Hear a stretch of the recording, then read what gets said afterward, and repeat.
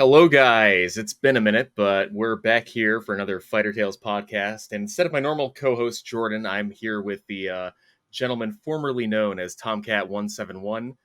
John, why don't you go ahead and say hello? Hello. Sorry, that was really generic, wasn't it? No, it's okay. That's great. Yeah, I basically just wanted to get you on here because, I mean, a lot of people really loved your content back in the day. I mean, like 10 years ago, before I knew you, I mean, you were the guy for a lot of Ace Combat content on YouTube. And I just wanted to sit down and, go over, what got you into it and where you're at now. So I guess we'll start off with how you really got into the whole franchise back in the day. Right. Well, firstly, thank you for having me on, Falcon. I very much appreciate it. I'm very humbled. So every journey begins with a single step, right? Mm-hmm. Mine goes back to a time when I was, due to my dad being in the RAF, he was posted to Riyadh, Saudi Arabia, and he took the whole family with, basically.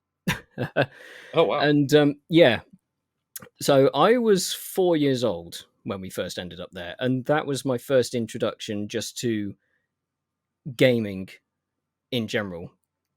Like, say the compound we were in, there was a community building, and at one point they had a SNES in there which was playing Star Fox. I remember that quite vividly, and sucking at it because, yeah, as any 4-year-old would be, they just want to screw about with it, basically. That was one instance, but then there were also cases where we picked up media that got imported, and one of these titles was a CD loading title called Fury 3 by Microsoft. Technically, it's actually titled Fury Cubed, but there were no prequel. There was one sort of prequel to it, and that was kind of my breaking into the basics of an arcadey type flight shooter. It was awfully simple. You flew around, you picked up weapons, you shot things. But one of the funny things about it was you always had a boss at the end of like the third level of a particular planet, effectively, and you had to do tunnel runs. So that sort of lays the groundwork for what would inevitably become some much needed experience. But there was a few other things like that. Like, you remember the Janes stuff, right? Oh, yeah, like USNF 97 and Fighters Anthology and all that. Yeah, we had ATF Gold, so that was like a full collection of the ATF series, the Advanced Tactical Fighter series. But the manual was like 28 bloody feet thick. Oh, it was like a full-on binder. Yeah, it was. I remember, and the thing is, I was fascinated reading that binder. It was amazing. Just see, although I will admit, I think I must have been 5 or 6 at the time, because yeah, a few. I think it came out in '95, and it took a while for us to find it. I just like looking at the illustrations. Oh yeah. Yeah, no, but, I had a very similar experience growing up with Fighters Anthology. So it was just fun to flip through the manual and just like learn about airplanes and aviation stuff while, learning the game stuff. So yeah, exactly. And I think there was another one which was the Microprose F117A, Stealth Fighter 2.0. Oh, okay. Yeah, got that. We had an original version of that had to boot from DOS. And oh wow, that's going back a little ways. yeah. I think I'm a little bit older than you, aren't I? I was born in '93, so. Oh well, not that much then. Yeah, okay. 1990 for me. Okay, we're both depressed millennials. Yeah. Tell me about it. But again, I just had fun doing the simplest parts, which was taking off, seeing that there was a plane over there, and then I'd shoot it down. And I think I grasped the concept of friendlies and enemies, but I just thought, hey, that thing, I can shoot that thing. Just because I can shoot the thing obviously doesn't mean that I should shoot the thing down. But what's a 4 or 5 year old to do? You get a button to press and you just kill things. Yeah, yeah. You see a box around a target, you pull the trigger, and you see a big explosion. It's awesome. Yeah. And then because I still didn't have a full grasp of like key bindings, because I think flaps and gear in that game even had like proper shift key binds and the like, and I was like, what, Oh what, wow. what? So yeah, I just didn't. I just crashed the plane every time. But so that's all right. That I know it's a bit of a segue away from what you originally asked, but No, no. By all means, it's that's part of the origin story. yeah, it's a way to sort of connect to what eventually became, because we picked up a PlayStation just as we were leaving Saudi. So when we got back into the UK, that's when I started playing that, um, and eventually came across Air Combat. I think it must have been in '98. I know the game came out in '97. Um, 95, I think. was it '95? Jesus Christ! Yeah, 2 was 97. Oh, geez, well, okay, I was a bit off then. No, you're good. Yeah, it was around about. It must have been some like '97, '98 that I'd picked that up, and yeah, at the time it was just a game where you get to fly awesome planes and kill things, and at least on the upside, it was as simple as press this button to go, press this button to slow down, press this button to shoot one thing, press this button to shoot another thing, and yeah, for a young brain like that growing up, that was all the simplicity I could handle. And even the concept of rolling and banking was difficult enough. Um, well, I say that. I think I just, because I wasn't used to taking that kind of game, let's say inverted commas, seriously. Mhm. You, I was much happier to use the beginner's scheme, the control layout where you just turn right, the plane will turn right, and that's it. It just, it banks a bit and it just turns like a car. And there's a little bit of a confession to make, is that I never touched Ace Combat's 2 or 3, not for a long time actually. Oh, Yeah. Uh, so I think because I was still getting into the whole gaming scene as it was, at that time, had the PlayStation and I had a Game Boy as well. Obviously, everybody pulled onto the Pokemon phase at one point. Yellow was my jam. I don't know about oh yours. hell yeah. No, no, yellow was definitely the one I went for because it Yellow was the it had Pikachu, and that's the cartoon. Like yeah, yeah, yeah, exactly. But I just got disappointed that there were so many things you discovered that were only in red and blue that you had to trade in. I was like, yeah. ruins the gig. But yeah, I kind of got lost on just experiencing as many different games as I could, because I've still got I can still see quite a lot of my old PS1 games down there in the corner of the room actually, and we're talking things like Incredible Crisis, if you remember that. I don't know if you'd heard of it I at all. don't have that one. I That's mean, just a I've that's go just a ahead. button masher Oh god. basically. I mean, there's a lot of like the cool thing about the PS1 is that it had such a mixed quality of games. There were some games that were absolutely crap, and there were some games that were really good, but they're all memorable. Yeah, I think um, I didn't really get into the biggest titles. I couldn't say why. I think it's just because at the time they didn't interest me whatsoever. So, like Metal Gear Solid, for example, Resident Evil as well. Yeah. Um, they just, yeah, didn't do.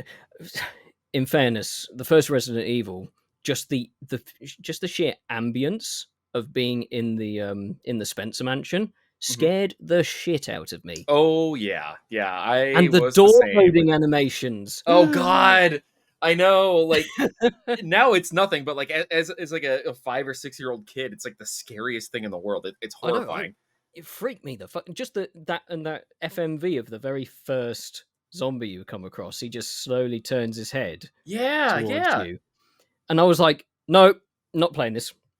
Done. Gonna pump Even the the brakes second on it, this one. yeah, even the second it came back to just the flat polygonal graphics, and the guy just starts walking towards you slowly, going, I was like, nope, nope, can't tolerate this. I'm leaving out the door again, and then naturally get fully faced with the fucking loading screen again. Oh god. Dude, oh man, yeah, Resident Evil was a that was a project. My brother and I we took turns playing it, and we'd get scared every now and then, be like, okay, we're gonna save and come back to it later on. And Yeah, we yeah. didn't have a memory card for the longest time either, so we Oh had to no. start from the beginning. Yeah. Did Oh did you, no. important question though? You said you played a lot of the games that weren't so popular now. Did you play Agile Warrior F111X? No. No, I did not. Okay, I think you should probably play that at some point. It's a it's a first person, flight sim, and I use that term very, very lightly. Like, it's more arcadey than Ace Combat.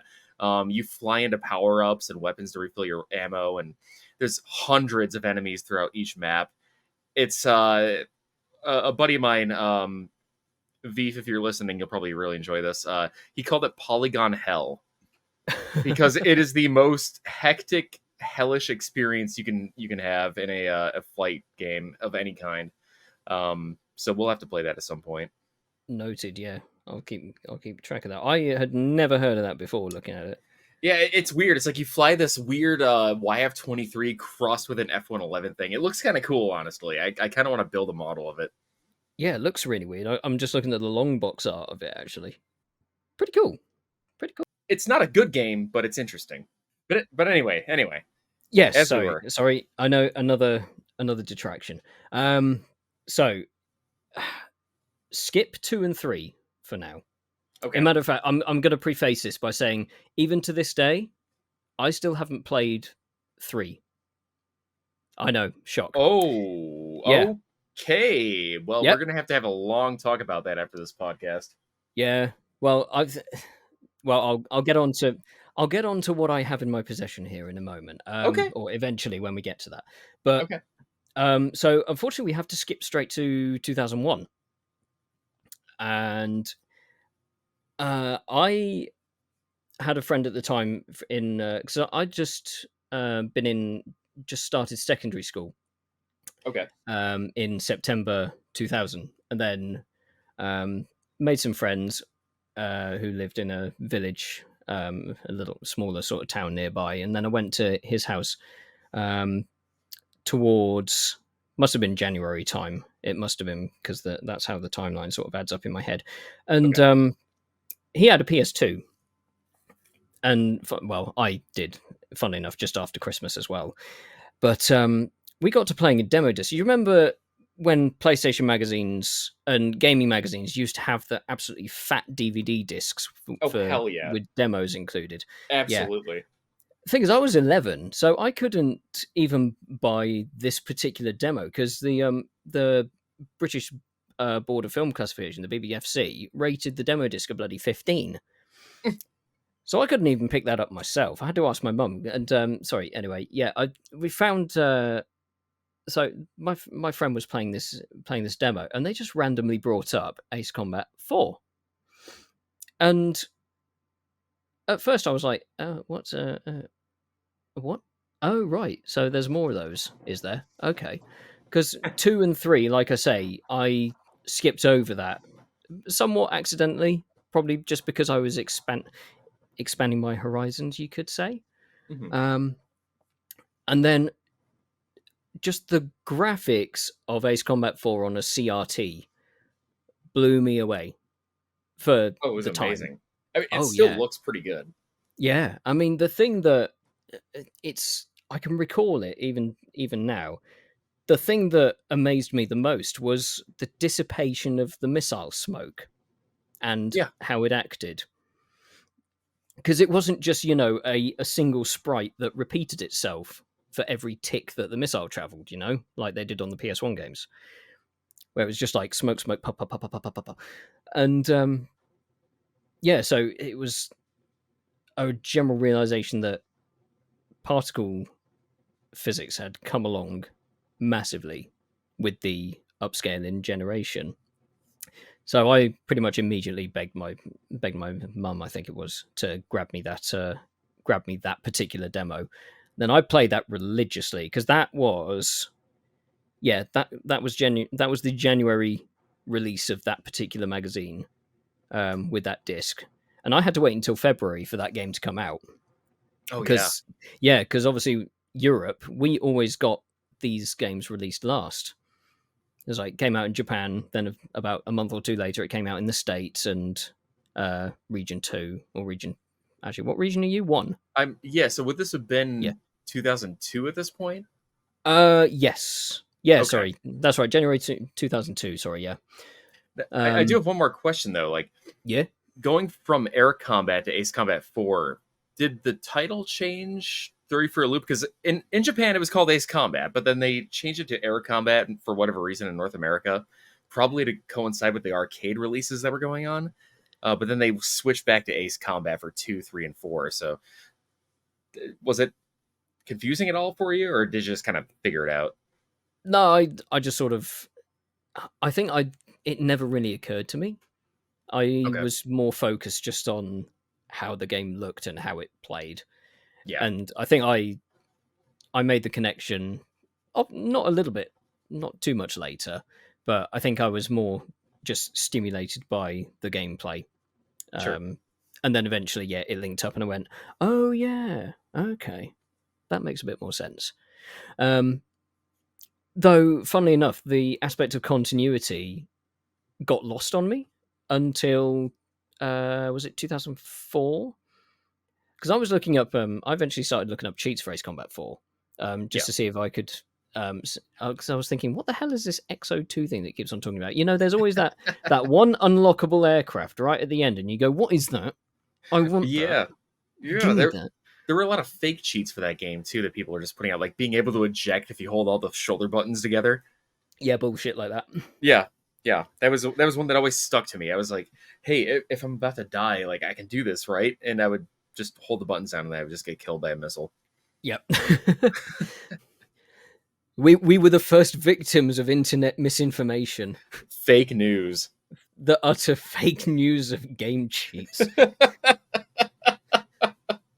Man, what was it? What was it? Cheat Central or cheatplanet.com was where I used to go. That was the Oh, go-to back in the day. I cannot remember what they were for the life of me. There was one that I always went back to, and that wasn't just for Ace Combat 4. That was any other PS2 game I had at the time. Because I at first did get lost in Gran Turismo 3, but I Oh mean yeah. pretty much every PS2 that ever existed came pre-packaged with Gran Turismo 3 anyway until a slightly better game came along. But yeah, Yeah. it's sort of as its birth um, interlinked game release, it was always GT3. Um, but yeah, AC4 blew me away, Oh yeah. and so from a sentimental standpoint, that one will always be. It's the one that got me into the series proper. It may not have been the first one in the series I Yeah. played, but it's definitely the one that latched onto me. From a modern And perspective, I mean, it kind of is like a soft reboot of the series too. Like yeah, what we especially would call now is a soft reboot anyway. yeah, it's. I was going to say it seems almost like the whole franchise goes through a peak and trough cycle of sort of using. I don't want to get into it too much because obviously you want the history, but it No, seems to no, get go ahead. into a yeah, it seems to get into a cycle of making a game which capitalizes on everything the fans know, both for fan service sake and retention, but also enticement of new players. And then they decide to do an experimental thing that just drops all or a large majority of interest. But I mean, what series doesn't go through that sort of Yeah. thing? Because the same formula will eventually become moot. Right.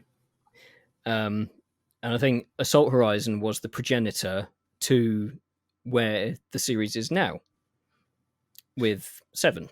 Yeah, it was the experiment that even though it sold well, it was kind of the signal that the series needed a little bit of a kick in the pants to reboot. Yeah, because I did see your review on it, which was fair, Oh, I would thank say. you. It's if it wasn't an Ace Combat game, it still would have been fun, but it wouldn't have had the stigma of being that Ace Combat game, you know. Yeah, and I guess for the PlayStation One era, it would have been Ace Combat 3. That was the quote unquote experimental game too. Yeah, So because it decided, I know, we'll screw the 90s. We're going to go to the 2040s, yeah, and it's like, wait, what? And you know where almost more than the majority of the aircraft in it are made up. Because I know yeah, you've got things like the F-16 and the Typhoon and the Su-37, and they all have they just have the coffin system sort of cosmetically pasting over the cockpit. But yeah, you had so much experimentation with aircraft design, futuristic aircraft design. I suppose it made some people go, "Wait, so is this going to become a space shooter or something?" yeah. It made a lot of people worry, and then that's why they went back to Ace Combat 4, kind of going back to the basics to an extent with the new hardware with PS2, and that's kind of where we were at with Ace Combat 7. Like after Infinity came out, the quote unquote free to play game, even though you can only play it Mm. 3 times a day before having to pay something.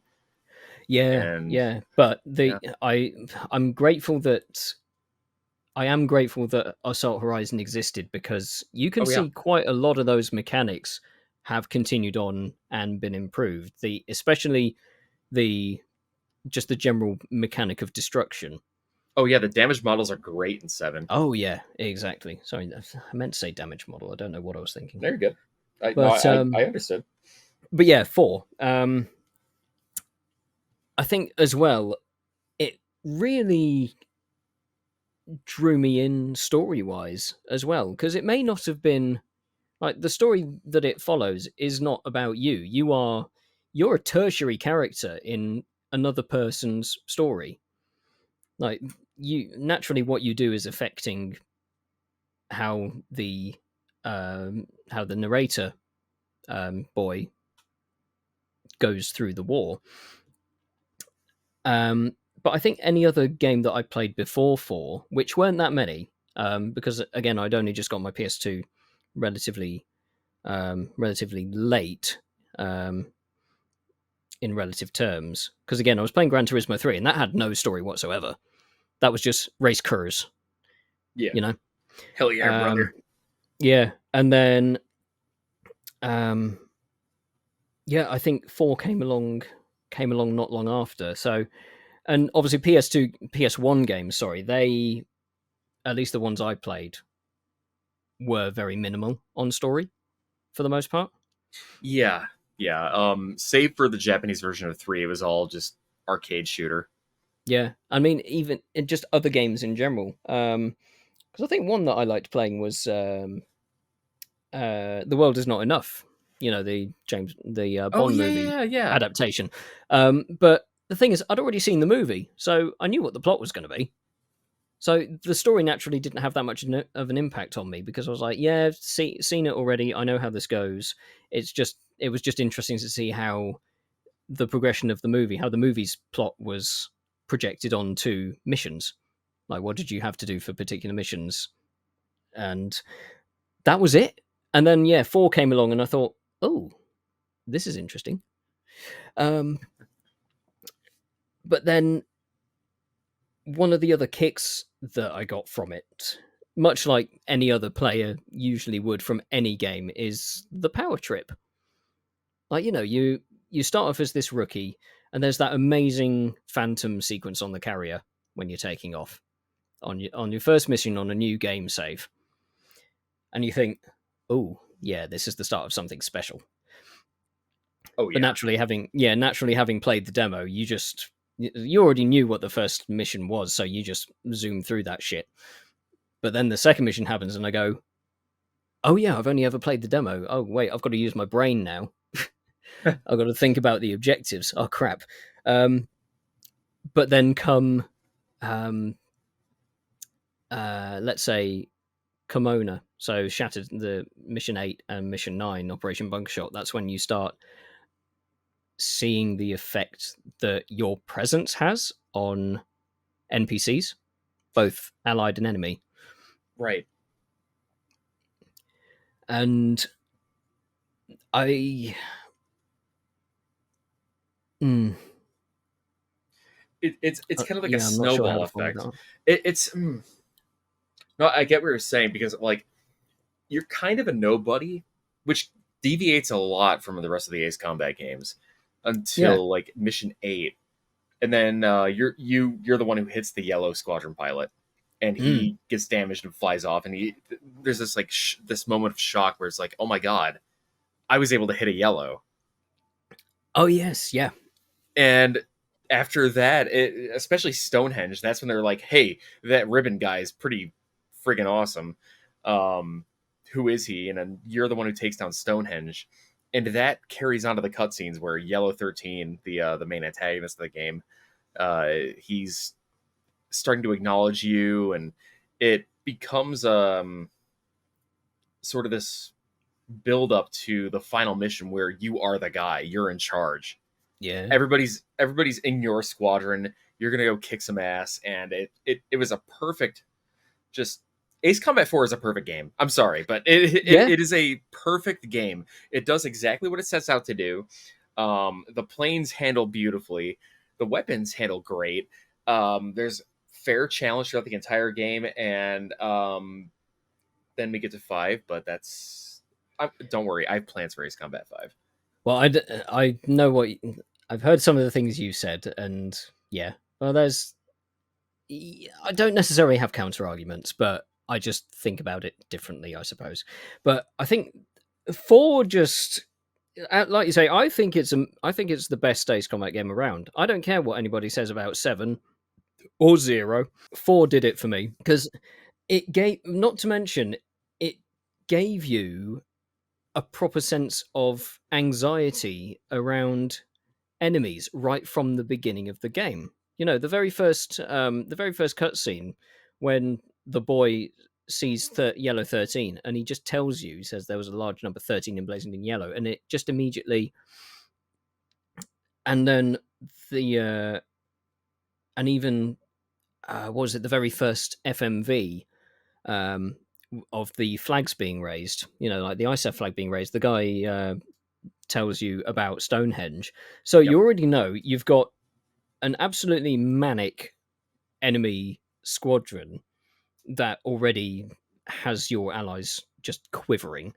And then a you've got a railgun network that can shoot you from thousands of miles away, and you can't do a bloody thing about it. And that gave me the chills, especially in Deep Strike. Oh yes. Like the very first time, because the music go. Imagine you kill the last targets, the music goes silent. You get the mission update klaxon. Granted, not for the first time because it happened in mission 3, Right. but you get that mission update klaxon, and then Sky just comes on and saying, "Incoming from Stonehenge." By the way, it's like, oh fuck, what? What Yeah. do I do? What do I do? What do I do? And then he eventually says, "Get below 2,000 feet," and you go, "Ah, okay, canyon, right? Canyon. Oh my god, am I going to make it in time?" And I think I I will admit I can't remember the very first time I was playing through any of these, but I can remember how they made me feel. And yeah, even though I knew I was safe below 2,000 feet, just seeing the contrails of the railgun shots going overhead and detonating was like, ugh. It's just glad to survive it. And then, of course, even before that was Yellow Squadron's appearance in Lifeline, and they were invincible. You literally cannot hurt them at No, all. you can hit them, but they don't care. If you're really good, you can lay some gun rounds out of them, like for a Yeah, little burst, but that's it. You know, yeah.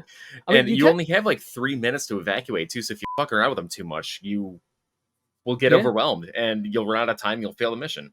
yeah. And there was the cutscene as well. Just that short cutscene. That one ally of yours, he just goes, "There's 5 yellows," and you're like, "Fuck." The cool thing about that is that um, you're ordered not even to engage them. You're just Yeah, told to run. It's just like yeah, we're not even fucking with these guys. We did our job. We're gone. Just run away, get away from them as fast as possible. yeah. And I just love how the game put you in that situation and saying you are not ready for this. I Yes, don't care what you think, you will not win this, regardless of how you act. you're not cool yet. Yeah, and it doesn't pull any punches with that, especially in Lifeline, because it tells you to run, and if you don't, you'll run out of ammo. That, like you say, the timer will run out, and you'll fail the mission. So Yeah, you will not win that situation, regardless of how good you were, maybe, and that properly pumps you up for the missions to come because you now know that you've got an enemy that you can improve to face equally. And then, of course, Stonehenge Offensive comes up. Not before they've already shot at you again in Tango Line, by the way. right. And actually, I can. I know I said I don't remember much about playing or anything about playing my first time. So the magazine that followed that pivotal demo disc had its review of Ace Combat 4 in there. And in the margin of one of the pages of that review, it gave you a guide on destroying Stonehenge, and I remembered it.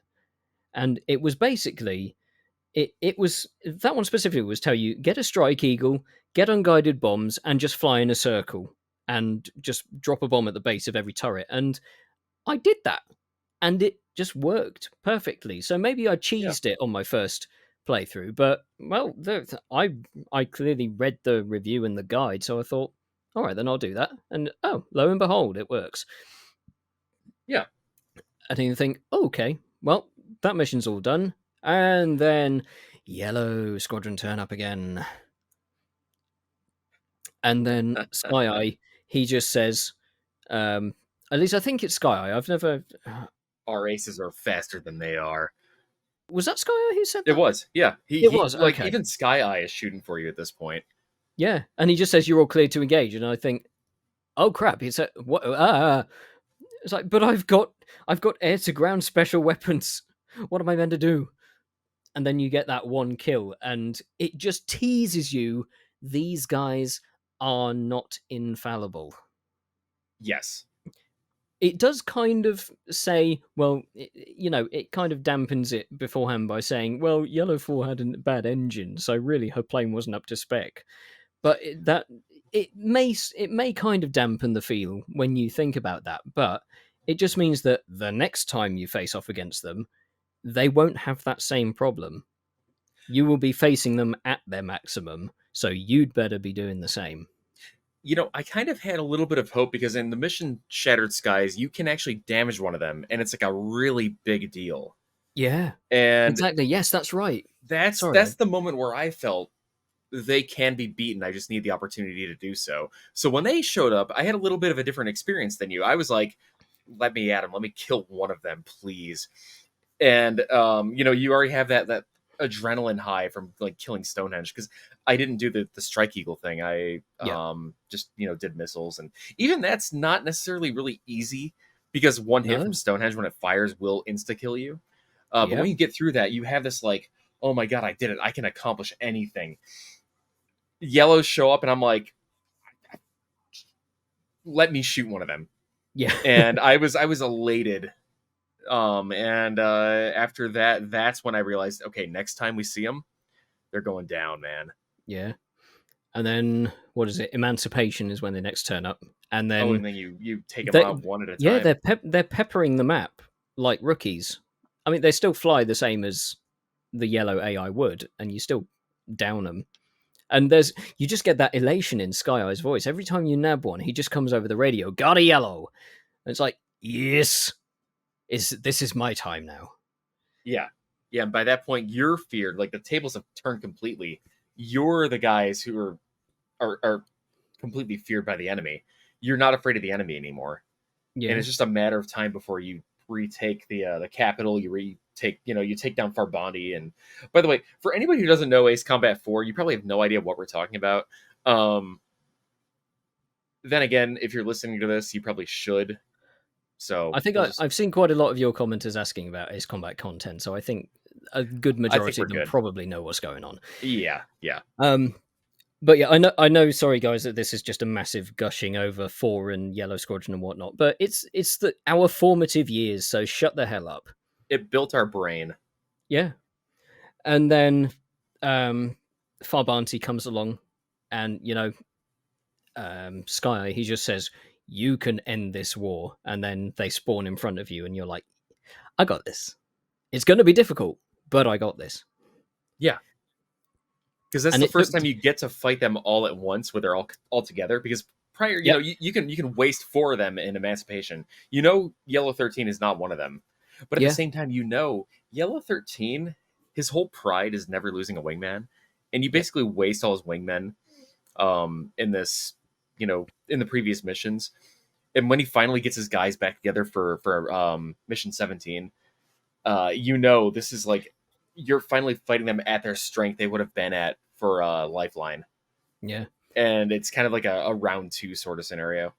Yeah, because actually, I just realised it from one of the story scenes when he says the experienced ones went up to shore up other units while That's rookies right. with little airtime transferred in. So yeah, the ones in Emancipation are noobs almost.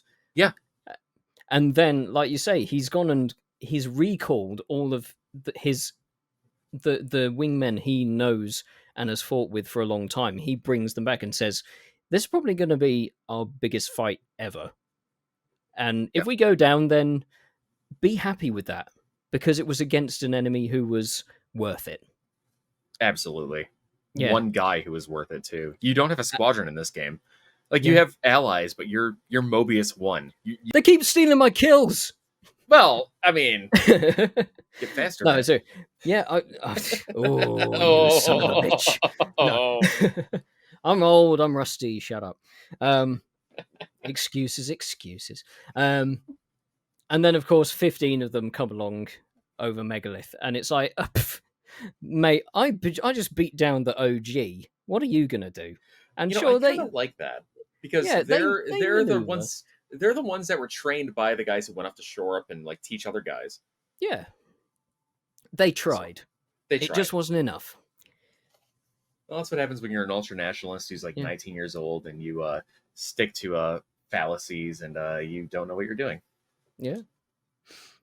And then, of course, Megalith came along. Right. So enough about the whole yellows and fear and anger, whatever.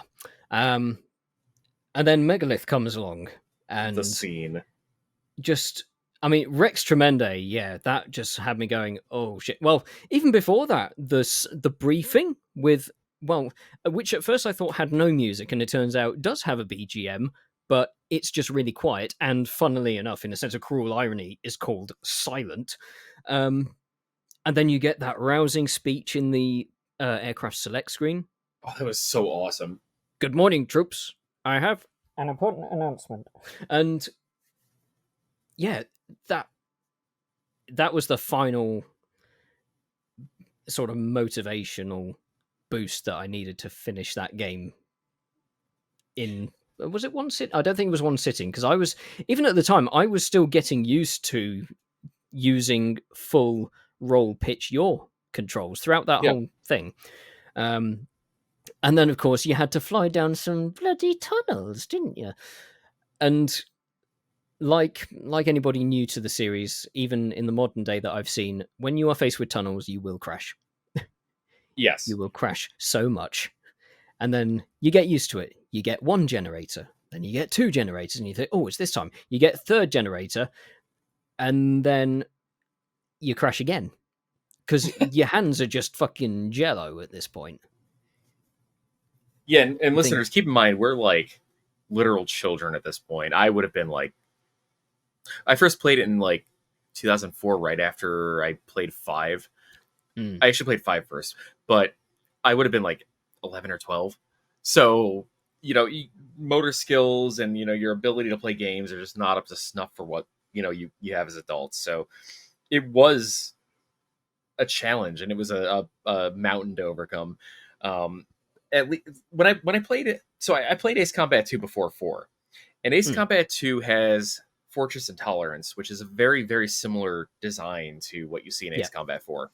exactly. And I saw Megalith come out, and I was like, wait a minute, I've done this Wait, before, they but copy pasted it to the other side of the continent. that's right. And it was a lot harder though. And I was like, wait a minute, oh no, I got to go down through 4 tunnels instead of one. Oh, bro, this is a bit of a spicy meatball here. So Mm. Yeah, and you destroy those 3 generators, and yeah, like I said, I skipped 2 and 3. Well, skipped 3 for all eternity, apparently. Um, so I didn't actually know about the middle tunnel, even what the radar said with the arrows saying go down this tunnel, basically.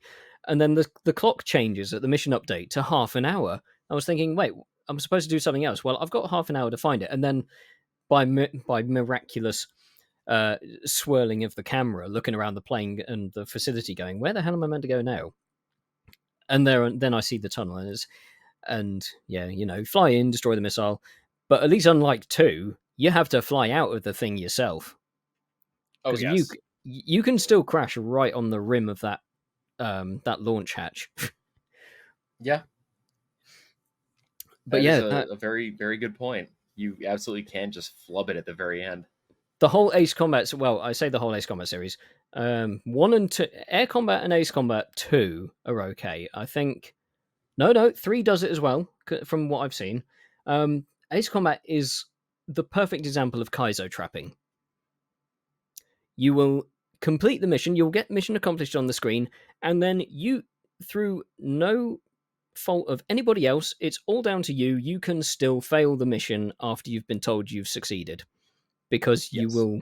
If you're not paying attention and you crash, it'll go, "Well done, you just." Oh, never mind. Well, You got to Ace redo it. Combat 2 is kind of like an outlier in that because if you destroy the final target, it'll give you this little cutscene, mission Yeah. accomplished, everything, the plane flies away. If you crash, you still win, but you Yeah. have to pay for the plane that you lost. It's awesome.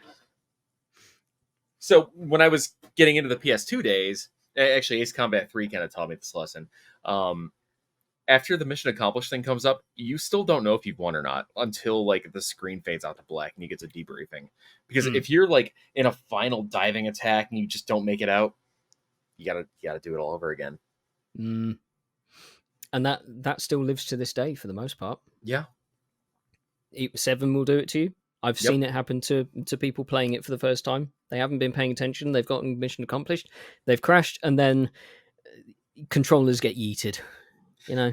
Well, at least yeah, kids these days have checkpoints to work with. Anyway, so Anyway, that's 4. Oh my god, have I gushed about 4 for like we have gushed about 4 for it's about about half an hour. yeah, it's been about 30 minutes. But it's a I, perfect game, so yeah, it's fine. yeah, everybody can deal with it. And then it was only while I was looking those aforementioned cheat sites that I saw on the list of games. I was scrolling down to Ace Combat 4 again, just out of curiosity, because I remember there was always one that said, "Oh, you can utilize this satellite that got launched in Kimona as a special weapon." And I thought, no, you can't. But I figured I'd go back and check it. And then, lo and behold, what do I see below Ace Combat 4? I see Ace Combat 5, The Unsung War. I go, oh, what? And remember, I'm in Region 2. So we get the games last for the most part. Yes. So at this point, Japan and the US already had it. I had to wait, hold on a minute, I think it was 4 months or 5 months after everybody else to get that. And yeah, that's when I finally realized, oh yeah, this is an ongoing thing then. I didn't even realize that there was a 5. And then that really properly opened up the rabbit hole for me, realizing, sort of noticing there's far more games than just this one. Because even though it was called Ace Combat 4, I didn't really care that it was numbered 4. Because again, going right back to the start of recording, remember what I said about Fury 3? That had one prequel game that wasn't even linked to it, and it was still called 3. it was still a Right. standalone game. So I had already had experience of games with numbers at the end that didn't actually have prequels. So that's where my mindset was at the time. And then, yeah, realizing that Ace Combat 5 came along just kind of blew my mind. So I then waited and waited and waited. So, yeah, Japan and North America got it 4 days apart. And then we had to wait until February to get it over here. Pretty much almost exactly 3 years to the date that Ace Combat 4 came out in the UK, at least. And it's also probably more confusing for you because the UK fucked around with the titles too. Yeah, but I don't mind that so much. Okay. Granted, Squadron Leader is, well, It's it's fitting. very obvious. Yeah, but I mean, like, Ace Combat Distant Thunder doesn't necessarily ring as Ace Combat 4 as easily as, like, just calling it 4 does. No, but I will admit, I can't even say it. Shattered Skies goes hard. Oh, yeah, Distant absolutely. Thunder gives me the idea of a an approaching danger, whereas Shattered Skies is like, oh, something really some serious shit's gone down here, you know?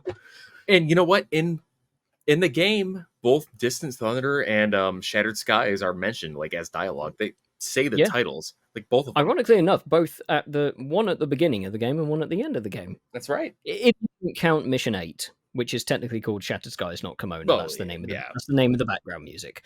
But whatever, neither here nor there. And yeah, 5.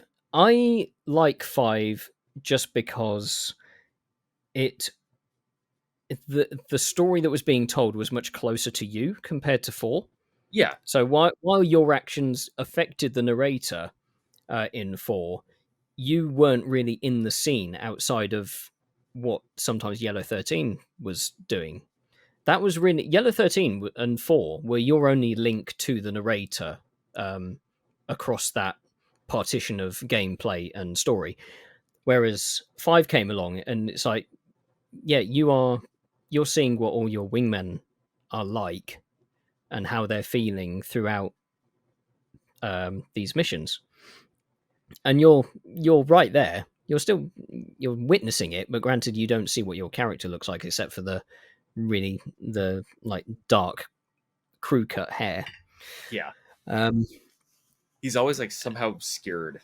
yep, and yeah, that's part of the whole idea of the power trip. Is it's your power trip, it's nobody else's, Right. and we will show that there's a human being involved, but just pretend it's you. And just let me clarify this. As much as I shit on Ace Combat 5 and acknowledge its faults, I don't dislike it. I mean, Hmm. I dislike it as an adult, probably compared to other games, but I still have good memories with it. So, Hmm. it's a flawed game, but I don't hate it. So, Yeah, it could be better. yes. The things I like about it the most, I think it was again one of the ones I latched on to more solely because it was my proper introduction into Ace Combat as a franchise Yeah. and not just a standalone. So now I was getting into the lore as well. You know, you're starting to understand Osea, Belka, Utubania, the continent of Usia, and all that. Yeah. And yeah, regardless, the the writing is off, but it's not what phased me that much. Still got into it, and you know there were moments where you could get a little bit. I say a little bit emotional. There's so many people I see that say, "Oh, I cried when spoiler alert Chopper died," but I didn't. I was more like, "Oh shit," but that was it. So I was 11 at the time when I played through that, and when Chopper died, I had never played a game like that gets you sort of invested in characters. And I went to bed after that mission, and I was like, "There's no way. There's no way Uh, he's actually dead. This isn't one of those kind of games. This isn't a mature game." And then I woke up and I kept playing through the game, and I'm like, "Oh man, wow, he's they really actually did kill him. Wow, that was a wake up call." now. Granted, I don't mean to sound heartless or anything, because in that following section when he crashes, I did have a sense of righteous fury Oh yeah. Much like everybody else does on the radio for the rest of that mission. You know, the whole the background implied sex that was going on. Yeah, that was weird. It was a I little get what bit they were going funny. for, but it wasn't. It was. They could have done it better. I don't know. I've never made a game, so I can't really talk too much mad shit about it. But that'll be Yeah, saved for the review. So yeah. Actually, there was one thing that I realized really gave me a bit more of a disconnect to that anxiety factor that I mentioned about 4. I know it's really simple, but it's the missile alerts. Air combat, AC2, AC3, AC4. The missile alerts are pure single monotones, a very urgent monotone, if I might add. It's just a and that tells you nothing. It doesn't tell you where it's coming from, how fast it's approaching, how long it's got until it hits you.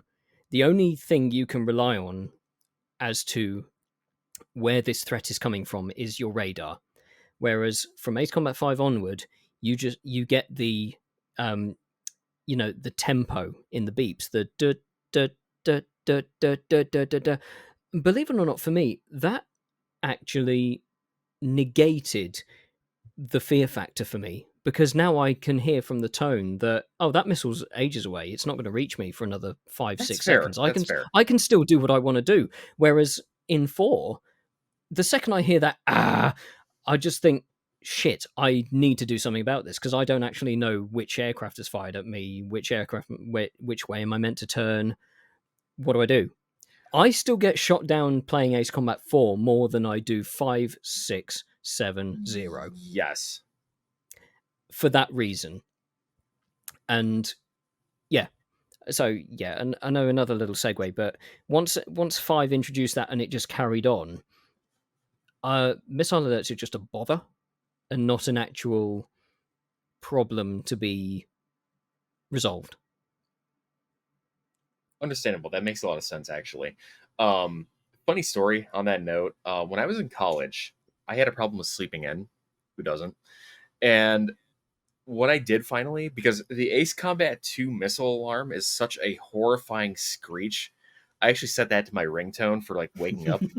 So that would get my ass out of bed every morning. It would be no problem. But I get what you're saying about Ace Combat 5. Ace Combat 5 kind of had this like distance factor. Mm. And as it builds up, that's when you start getting like this building terror. As the beep, beep, beep, beep, beep, beep, as that builds up and gets faster, it just it can get pants shitting. I can I can agree to that. Like, because you'll get some that do just immediately start by being fast, which means somebody really close is about to try and shove something up your chuff. Yeah. In as many ways to say it. I could have picked a better one, but lo and behold. Um,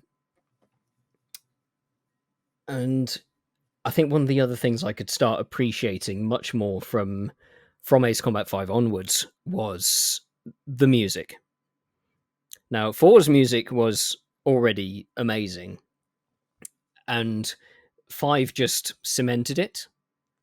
I mean, 5 had the Israeli Philharmonic Orchestra doing the Mm. entire soundtrack, which was I had never played a game that had like an actual like proper orchestra Mm. doing a soundtrack at the time. And then what else did 5 do? Well, it carried on that it partially, I should say, it started to lose that trend of giving you an enemy to fear. Um Really, the main thing it gave you was the Arcbird. Yes, it was on your side to begin with. Then comes mission 8 and you see that, oh wow, it can laser things from high orbit. And you think, well, it's a good thing it's on our side. I think somebody said that. We have the super weapon this time until you Yeah. don't. And then all of a sudden you don't, like literally one mission later. It's like, oh, sorry, not mission 8, mission 9, my bad. Before all the keyboard warriors come in. And then the Arcbird just sort of, it became an also ran for the majority of the plot. And then suddenly the threat of it looming as a nuclear option for the bad guys. And you thought, yeah, It was almost a Chekhov's gun, wasn't it? But not in Yeah, the sense of a gun. It was a Chekhov's target.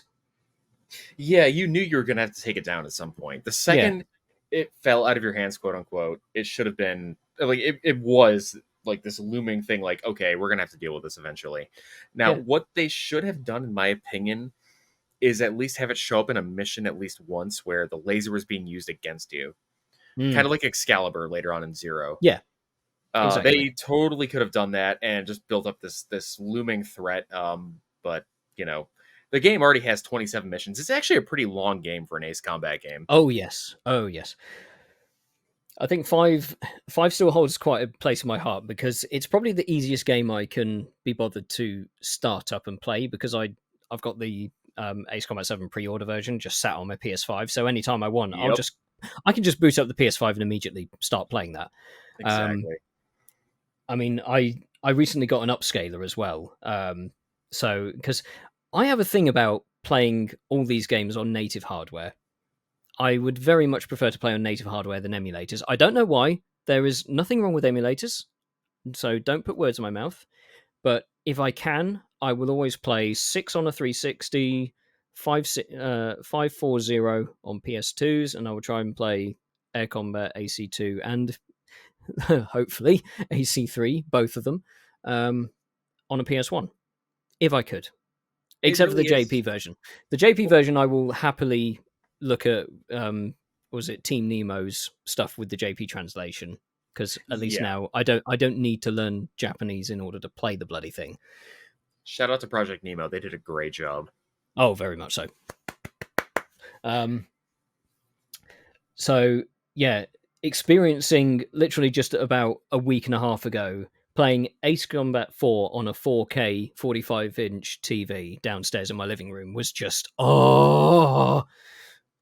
Oh, I was just playing it a couple nights ago myself in anticipation of this chat, and oh man, I got the PS2 out. I fired it up. I've got an upscaler HDMI port. And oh my goodness, it is. I know. It holds up so well. Like It the does. PS2 trilogy, just it really has not aged. I'm Like sorry we've the receded back to 4 again. Sorry, guys. no, but it's a perfect game. It's like the Metal Gear Solid of airplane games. It's so Yeah. good. Yeah, exactly. It's got a little Gundam going on in it too, plot Yeah. wise. You know, with the whole like Char's novel being Yellow 13. They get it, whatever. But anyway, back to Ace Combat 5. Yes. Overall, pretty good game. What do you think? Yeah, I like it. I think again more for sentimental reasons. Yeah. Because I think that's when I properly cut my teeth on tunnel running. Oh yeah, Because that is one of the the good tunnel. Sudentor tunnel run, that's the pinnacle. I don't care what 7 said. I don't care what 0 says. I don't care what 4 says. Even tunnel vision, even AC3. I don't care. The Sudental tunnel is still the best one in my opinion. Okay. Mostly because of the terror, and also you got Hamilton really desperately going after your ass. That was a good touch. Yeah, that Hamilton's was supposed to that. be like this. Oh, sorry. No. After you. I was just gonna say Hamilton is this like this guy, this quote unquote, nice guy who's just built up as this dude in the shadows who's been pulling all the strings, and I see him like coming after you, especially after you shoot his ass off in the battle Yeah. beforehand. They should do that more in tunnel runs in Ace Combat. Have somebody chasing you. 7 is Mm. great. It has the UAV, and it's supposed to be a geofront, kind of like Ace Combat 3, and they have a lot of Ace Combat 3 references in it, which I love. Yes. Yeah. But it doesn't chase you. It comes out, pops out of the shadows, shoots at Count, but then it just kind of fucks off until you fight it in the I big think atrium. if you slow down, you do get bullets whizzing by you, but Yeah, but they're not going to really I hit guess. you. They're not going to Nah. kill you. Hamilton will kill you. Oh yes. And then you have guys coming at you who are chasing Bartlett, and it's Yeah.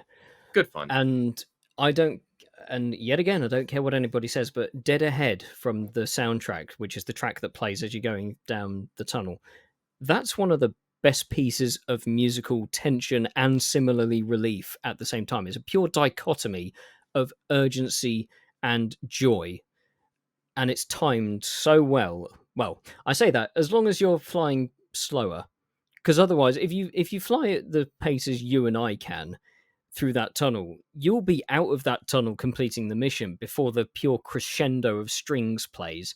And that disappoints me. I have to forcibly tell myself to slow down whenever I play that tunnel now, just so I can hear the pure orgasmic beauty that is that climactic moment. And that's one of the criticisms I have with Ace Combat 5. It almost feels like the game was built anticipating the player was not going to be as good as Mm, a longtime Ace Combat fan is. It yeah. it's very geared towards somebody playing on easy mode for the first time. Like if you do those missions where you have to rack up points, you and I would have every enemy on the kill or on the screen wiped in like Yep. the first 10 minutes. And then Probably. we'd have to just fly around in circles until something Mm. happens. And And the whole idea of return lines is taken away because you're supposed to use your wingmen for additional ordnance, but they never really do what you want them to, and it's just yeah. And five's major drawback for me, um, and it's not to do with writing or story or anything. It's just scripting. It's too scripted. yes. It waits on you, or it makes you. As correction, it makes you wait too much. And the scripting is very forced, and it's not well timed. No, no, not at all. Like mission 4, when you're defending Sand Island and your base commander's coming in, and they say, oh, he's trailing fire, he's going down. The dude is alive for like a good 5 seconds after that Yep. soundbite, and it ruins the immersion for me. That and it that whole sequence gives you yet again some urgency, but it doesn't actually make the things targetable for a little while. Yeah. But that doesn't mean you can't kill them, because I do that now. You can fly off to where those new enemies are. They just Yes. don't turn up as targetable enemies, but you can still gun them down. What So I was it? do that. Mission 9 or 10, where you're going after the decoys in the 10, mountain 10, yeah, range. Yeah. yeah, blind spot, yeah, Blind spot. Yeah, you can kill half of the enemies before they even spawn in as like targetable enemies yep. with your gun. And Hmm. there are enemies even in Ace Combat 7 you can go after, you just can't kill them. Yeah. But that was always kind of a neat feature to me. I don't know. I always Mm. thought it was like sneaky and really crafty, and I was like, huh, I'm beating the game Yeah. before the game can even try. Yeah, and then let's see. Just trying to think about some other stuff with five. I mean, I don't. I don't want to try and go into too much of a diatribe of every game from four onwards, because otherwise Right, right, we could right. make this a 3 hour thing. But Yeah. so I mean, zero was great solely because everybody was curious. Oh, what was the Belkan War all about? What's the Belkan War all about? What happened 15 years ago? Um, and they showed us. Yeah, Brilliant. they did a good Yeah, job with it. and they And put it in they a had Sasuke from Naruto be your wingman. yes, yes, Yuri Lowenthal, indeed. Hmm. Um, but the yet again, I think my connection to my enjoyment of these games is how they make me feel, not how fun the gameplay is. Or Yeah. that's part of it, but it's actually not as large a majority of that I would have previously given it credit for, which is why I very much enjoy, say, it's not to be contrarian or anything, but I so very enjoy missions that other people don't, purely because the background music, the score, makes me feel certain things, Yeah. and that adds to the height of my enjoyment. And I back onto the urgency matter, there was no. It didn't feel like there was any with zero Yeah, because yeah. not Until the because second to final mission, like you don't feel that sort of drive like you feel in 4. no, it was sort of the start of right. Here's your mission. Go there, do that. Okay, done it. All right, go there and do that. All right, go over here and blow this thing up. It's like, oh, well, I've already done that now, and it that changed because of the ace mechanic, where every so often it'll throw an enemy ace squadron at you, depending on how you've played the game. But you didn't know about these guys ahead of time. It's like, oh, here comes Rot Squadron, here comes Indigo Squadron, and you think, and It's like, yeah, sure, they fly better and they dump flares like a major ass pull, but what else did they contribute? You only hear their stories after you've defeated them. And that dissipates the tension for me. They don't become a goal to surmount. They become just another enemy. I agree with that. I kind of like Zero for that because you're never going to top Yellow Squadron. No. Um, and Zero really gives across this idea that you are a mercenary, not in the know of what you're going to fight, and you're kind of expendable. So they just kind of throw you at whatever's coming you know, at the Allied forces. And honestly, I prefer that over Six because Six tries to have a Yellow Squadron with Strigan Squadron, but it doesn't have the impact that Yellow had. No. And Strigan, you can kill a Yeah, shitload of Strigans in mission 1. yeah. That was one of So, the follies of that, in my opinion. In yeah. Six, when we get to Six, I guess we're moving on to Six. We might as well at this I point. mean, I have a really hot take on Zero is that Go ahead. th- the um the eponymous music score Zero. Hmm. I don't even put that in my top 10 for for general Ace Combat music. I put it somewhere in my top 10 of Ace Combat Zero score singularly, but Sure.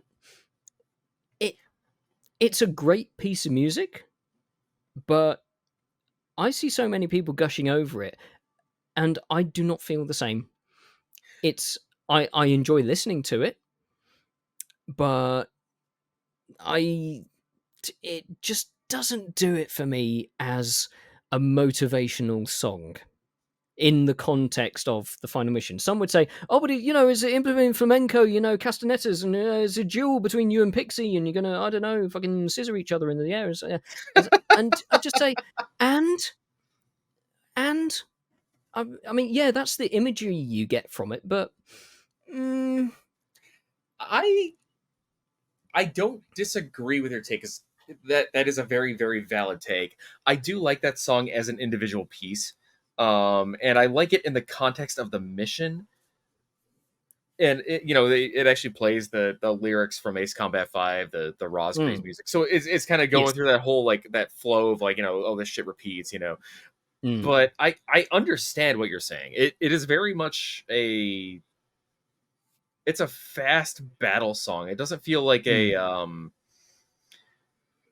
a climax, I guess. Yeah. Is it impactful relative to the context of the mission you're playing? With that, like for example, Valley of Kings, the tension in that is Valley of Kings brilliant is better. because oh yes, yeah, And definitely. it cuts into Avalon. That is a perfect Mm, like transition.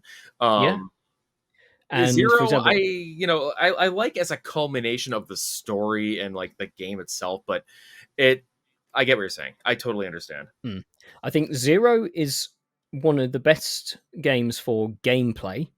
It Yes. flows, it flows one of the best. Five, uh, it's hard to say. Five is just a great. It's I now I'm going to say it's a great way to tell a story, but that doesn't mean that the story was great. If you get what I say, The pacing worked. yeah. It was a nice way to connect you to all the all the other characters around you, Sure. um, and it involved a dog. So come on, Oh yeah, Kirk. Oh, he's great. how do you fit a dog into an ejection seat anyway? So I always thought when I was a kid playing this, Jeanette's in the back seat of the Hawk, Yeah. and he's got Kirk sitting on his lap, and then somehow he's got his ejection harness just like loosened in order to accommodate the dog. Hmm. That's how I would do it. Whether or not that dog would survive that ejection afterwards, Yeah. probably not. He probably would not survive unless he had like a harness. Another thing. I mean, maybe the dog had like a doggy harness, and he just had it like Have a dog, carabinered on. a tailored dog G suit. No, no, no, no, not like that. Like like when you instead of a collar, some people get these harnesses for like the two front legs, and like maybe that's carabinered to the uh ejection seat that Jeanette's on. I don't know. I don't Yeah. try to, you know, I don't try to You can't give explain it. reason to something like No. that. I mean, we're talking about a dog's ejection seat in Yeah. a universe where we have giant rail guns and Hmm. planes that can maneuver at Mach 5 and pull 20 plus G's and the pilot's fine. So I don't lose sleep over it. No. But it's always a nice thing to just quizzically wonder, isn't it? Yes. Um, um, but yeah, amongst others, I would say Mayhem for Zero. That's a proper pump up relative to a dogfight, Oh, that was and great. Diapason.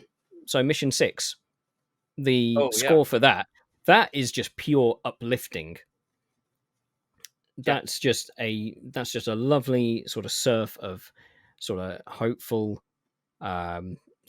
melody, and it just drives you. It's a surf that you ride or you fly along, Yeah. because yeah, you're freeing the capital of this nation that hired you. And I think what else pans into that is the radios that you get, the radio communications you get from the civilians on the ground. People just really fervently trying to trying to drive the Balkans out. You It's just almost hear this like one. You hear this one guy just going, "Balkans, get out, get the hell out of our city," and that just drives it. yeah, yeah. It's like a more fleshed out version of the comms you would hear in Ace Combat 4. What was the San Salvation mission? Was it 15? Yeah, yeah, that Yeah, was Emancipation. Emancipation. Um, and overall, tonally, Zero is really interesting because it breaks away from the more heroic vibes you get in Ace Combat 4 and 5. Because Mm, the entire time you are a good person playing through 4 and 5. Whereas in Zero, you can be a little less of a good person because you're a mercenary and you're there to make money. yeah, And you can yeah. absolutely be a bastard if you want to. And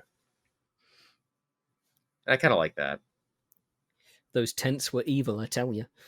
Hey, man, they were housing enemy combatants, okay?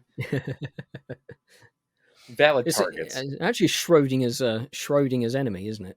It's Yeah. like the enemy is both camped inside the tent and not at the same time. So if you blow it up, have you done good or bad? I say, I don't care. It's on my HUD. I'm gonna fucking shoot it. How much money do I make off it? Yeah. 50 quid. Here you go. Here's a note. And it has a lot of Area 88 vibes in it too, which I really appreciate. Have you seen that series, by the way? So, not the OVAs. Hand up. Oh, I know. okay. I know what we're doing after I know. this. I know. Everybody says watch the OVAs, not the anime series. I've done it the other way. I've seen the anime and not the OVAs. But I already went into that knowing that the OVAs were better. Okay. So don't worry. I'm not saying that the anime is amazing. It I, it was cool. I like the It's anime. all right. But yeah, the OVA is a lot more serious, and you were getting like what 1988 level Steel Carnage animation out of that. Oh, absolutely, you were. Like Yeah, missiles going into the actual cockpits and yeah. yeah. So yeah, I'm totally not averse to watching that. Okay. Um, and then obviously 6 came along. Yep. And at that point, I was just towards the end.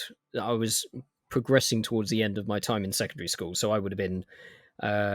Well, when I knew it was coming out, I was like, "Yep, I got to get an Xbox 360." That's the only reason I bought a 360 was because I knew Ace Combat 6 was coming out on it, Yep. Same here. and then everything else just fell into line. So things like, well, for example, the package that I got for my 360, that was where you got Crackdown with the Halo 3 beta in it. Oh yeah. That was it, son. Doesn't mean I didn't play Crackdown. I still played that all the way through. Not that I remember any of it. I mean, it's been like almost 20 years at this point. Oh my god, I'm so dusty. I'm old and dusty now. And then just graphically, 6 knocked my socks off. Oh, 6 looked real. Like it Yeah. just like like kid. I feel bad for kids today who are growing up playing video games because they will never experience that graphical generational jump from like the PS2 era or the PS1 era to 2 or PS2 to 3. Because that jump from the Xbox to 360 was mind blowing. It was like next level. Like I can't describe what it felt like just seeing that kind of jump. Yeah. even small things, just like the during that first in-engine cutscene, when Talisman's about to take off from Grace Maria base, and you just see the default F-16, the exhaust nozzle just spreading, Oh yeah, and the afterburner kicking in. You're like, this is gonna be fucking rad. and the wheels actually rotated on the aircraft models. Yeah, even after you've left the ground. Yeah, Yep. and then you can land mid mission too, like without going across any Yeah. return lines or anything. Man, that game was awesome. I can't say the same about the story, but the gameplay in that game was just so Yeah, the beautiful. less we talk about the story, the better. We'll Yeah, appreciate Ace Combat 6 as a really good game where you just there's nothing in between every mission. You nothing's going on. skip the cutscenes, just go to the next mission. Yeah, there is no tango with divine beings, so we'll just ignore that bit. You know,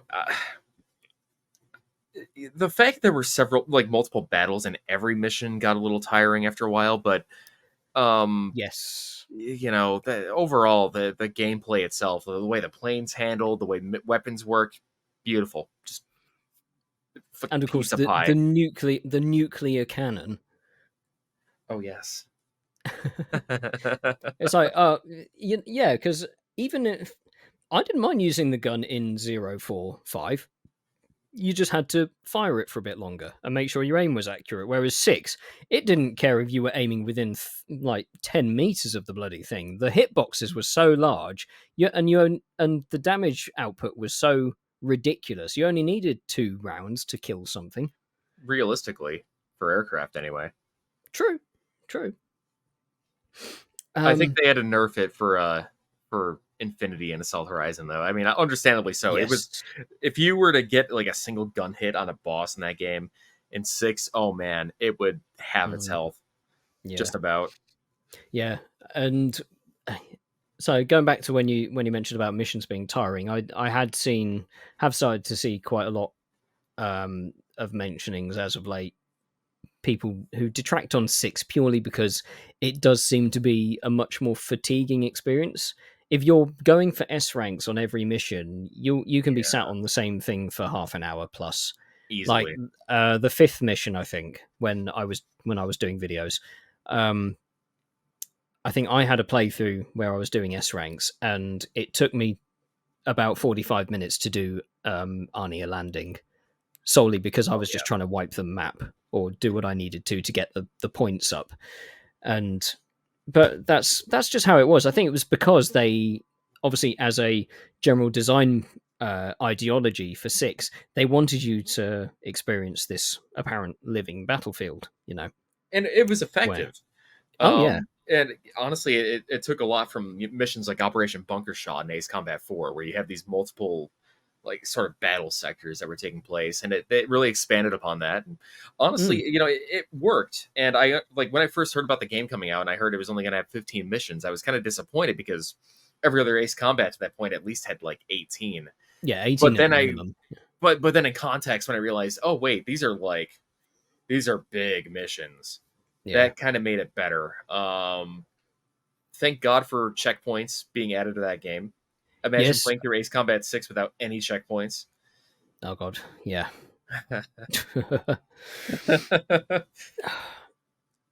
um, And then what else with 6? It did it did tease you about this big enemy that you were meant to kind of fear in the Igaion and the aerial fleet, yeah, because it teased it right during the first mission, and it obviously bombarded you from a distance, a la Stonehenge, yeah. a la Excalibur, etc.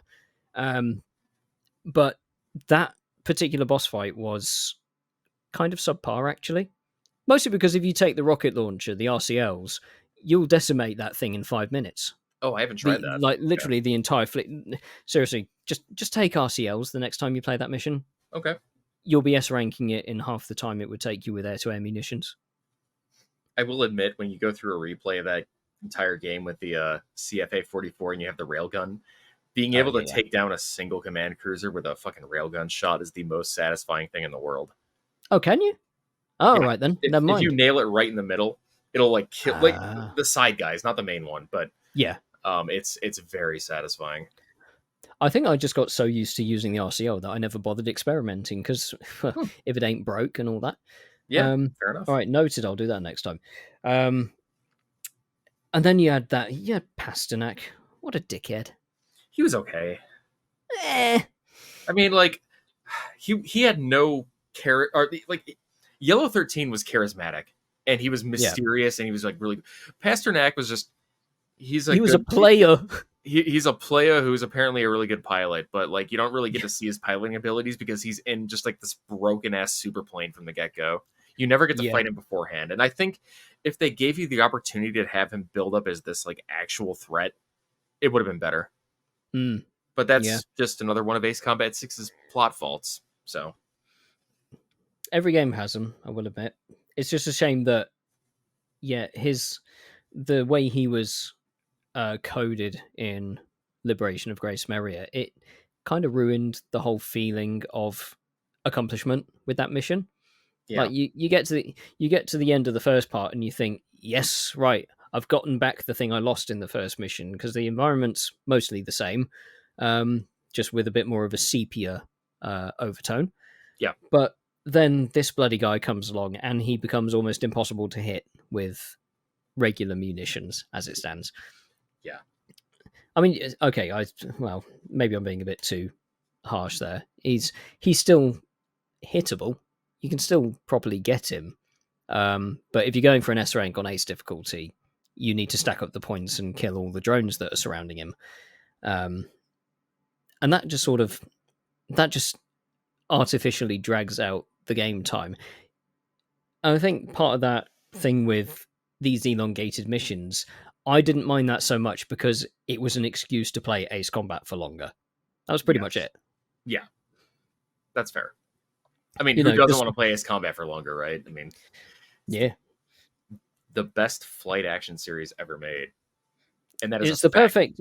perfect sort of series for anybody who just doesn't have the patience for Sims Yeah, and or ADHD or anything like that because it can be hard. yeah. And It has soul, yeah, man. mm, yeah, but six I will always be a big fan of six, regardless of what anybody says about the story. Oh, totally. And like I say, it has its faults, but what game doesn't? Yeah, 4.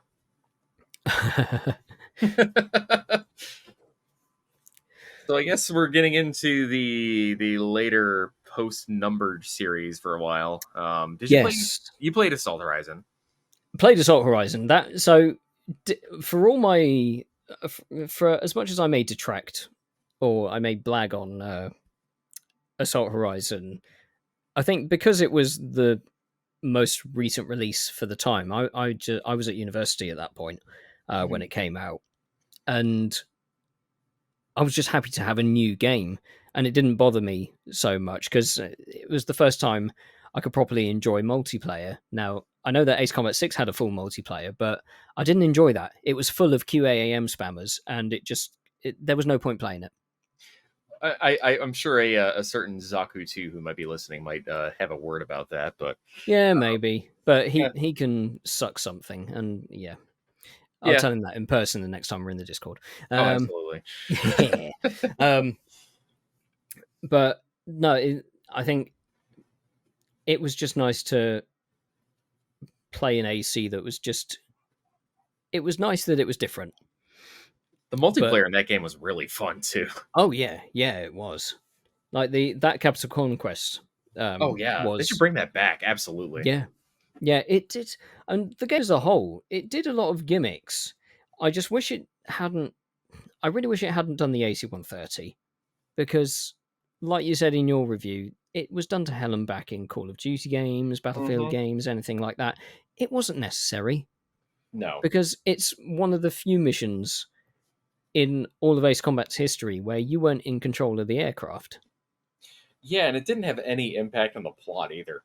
No, none. But hey, it was 2010, 2011, and you know what? By Yeah, God, if you have an action game with military technology, you're gonna have a goddamn AC 130 in it. yeah. So And the bomber segment was a nice touch, I yes, think. it The was. only downside is, why was the primary bombing segment, like where you had the bombing run with the bay open, rather than, the short sort of, pot shot section that you do. The actual main bomb run that was done in the what was it called, airstrike mode? Yeah. Yeah, The game took control of the aircraft from you again. All you were doing was controlling the cursor. yeah. You should have been in control of the bomber for the whole of those segments. Well, they should have also allowed for a cockpit mode at the very least too. I mean, Yeah.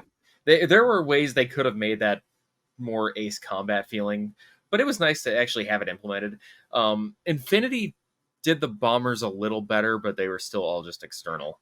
Mm. I think, unfortunately, I didn't have the opportunity to experience Infinity to the max, because where I Yeah. was um, with university accommodation, our internet connection was shite.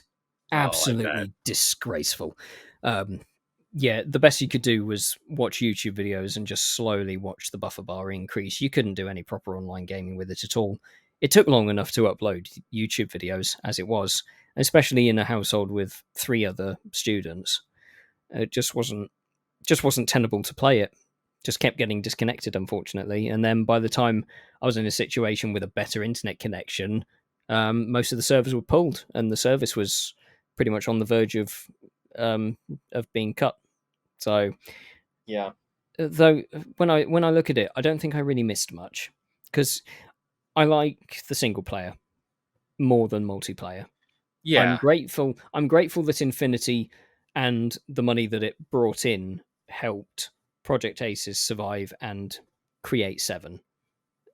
That's that's something I will always be happy for. But the actual game itself was just not something I could ever properly get into. Yeah, and that's fair. I mean, it was a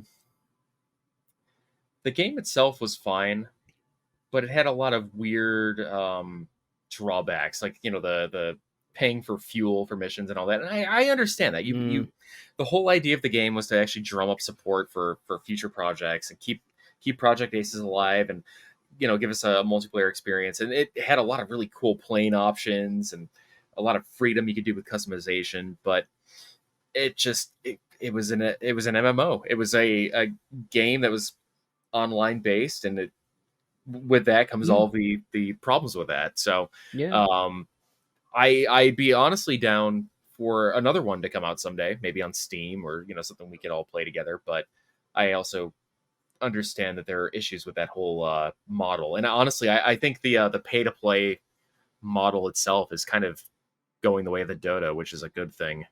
Mm. Well, unfortunately, Um, games as a service is kicking up a little too much nowadays, and I fear for what Ace Combat 8 could become.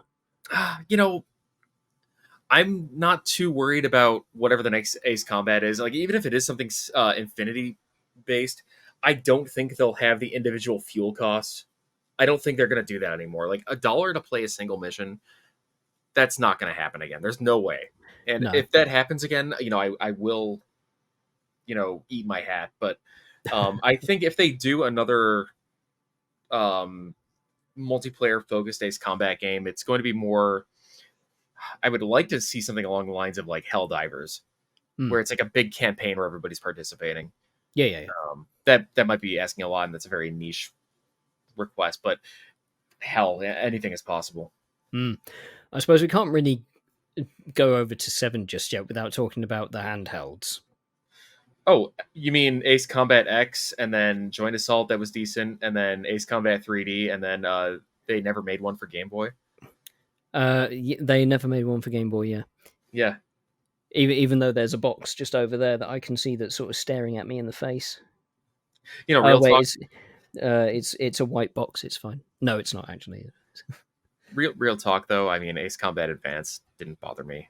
Um, I still haven't played it because I didn't have a game. I don't actually have a functioning Game Boy that can play it. it's just like a typical top down, like what was that Strike series? It's kind of like the Strike games, but like less complicated. It's a very Yeah, simple game. It's yeah. not offensive. take it or leave it. It Yeah. kind of builds onto the Ace Combat 3 lore a bit, but it's not that bad. Ace Combat X is a forgotten gem, in my opinion. X is amazing. It was bloody difficult, actually. Yeah, it Although was. I suppose that's mostly because you had that small little control nub pretending to be an analog stick, and just Yeah. controlling the more agile aircraft, the more advanced aircraft with that little thing was difficult enough as it is. Plus, because of the button layout of the PSP, the yaw buttons were the left and right D pads, which were just above the control nub, Yes. which was shit. Yeah, yeah, it was a kind of a mess, and I Yeah. know some people are able to play it on emulator, and I would love to try it with a proper PlayStation controller because I think that would be the best way to experience it. Yeah, and that I noticed some similarities. So, for example, the I forget which mission it was from Ace Combat 2. It was the amphibious assault mission. You've got to take out the amphibious ships, and it's a sort of Oh yeah. sunset vista.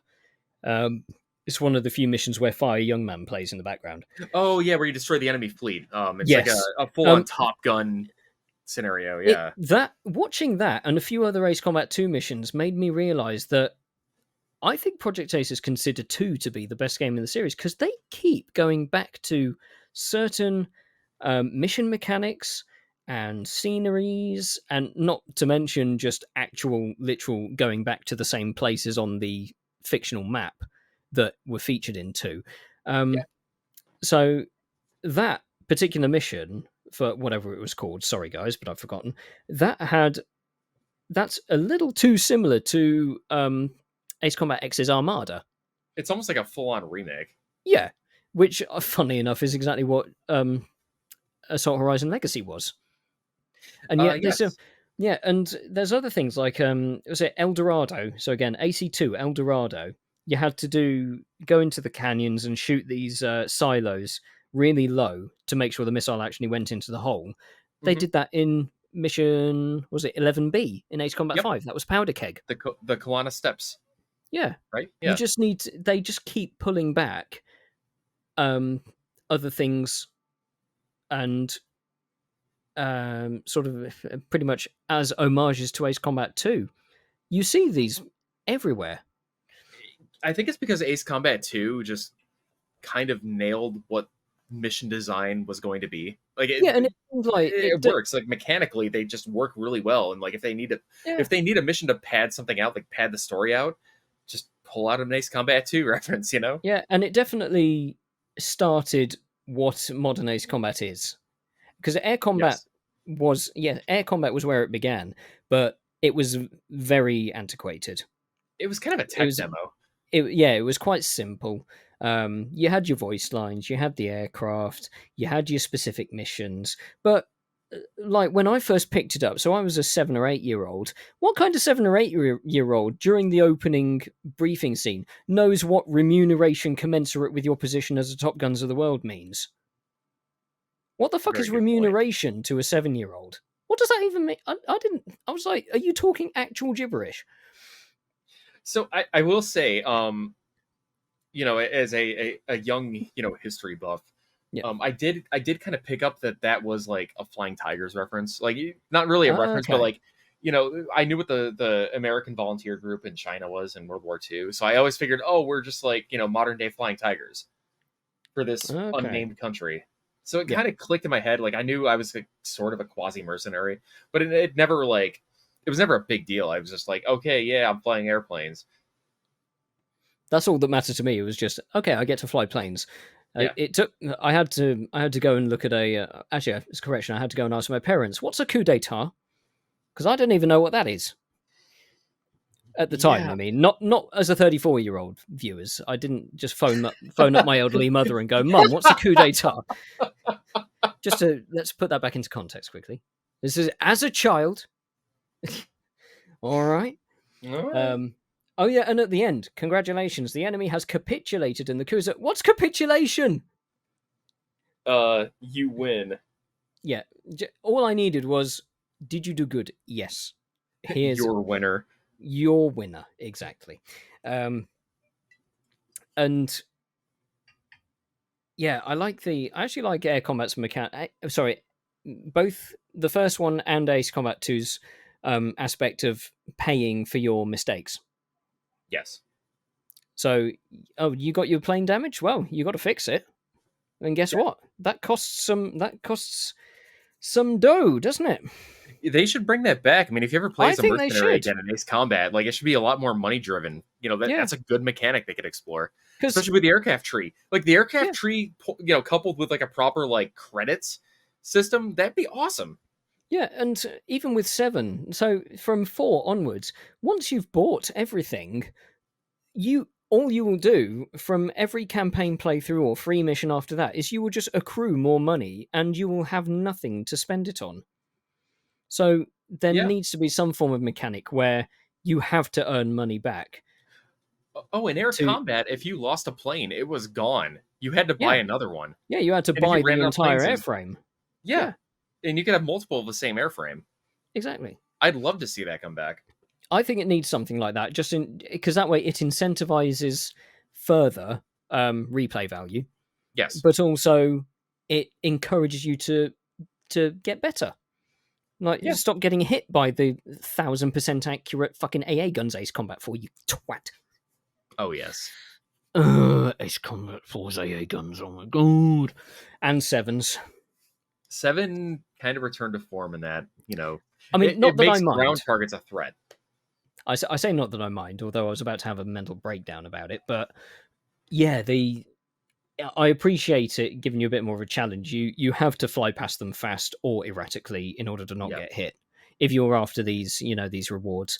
And yet again, a thing that followed from Ace Combat 2, they started doing the reward system. Shoot down particular enemies, you get medals, and then Ace Combat 0 expanded on that with the assault record, which I thought was fantastic Oh, yeah, that's great. for It's lore kind of a reasons. Yeah, and 6 expanded on it a little bit, even adding like allied units in the assault records, and 7 has them, but they drop the ball because they have no actual info on the enemies you shoot down, no, it's just they were here when they died, which is a shame. or not died. I suppose they could eject if they wanted to. Yeah.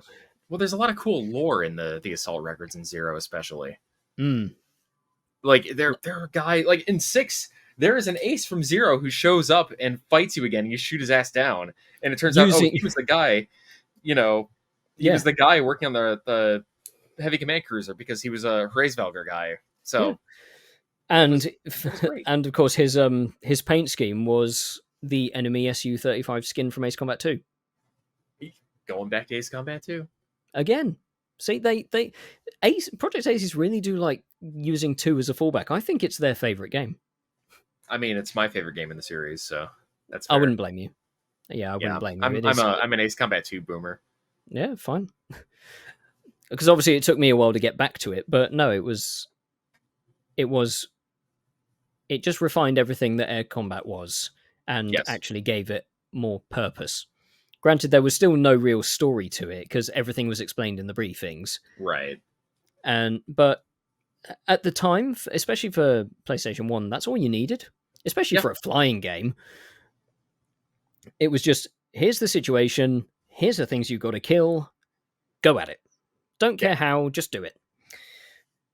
And then all of a sudden, everything from 5 onwards was like, I don't like war. Why are you a fighter pilot? Yes. Thank you. Well, Like they have this okay. whole anti-war message in Ace Combat 5 on. It's like, guys, you're trying to get this message out, and I get that, but you're also paying military contractors for licenses for aircraft. Yeah.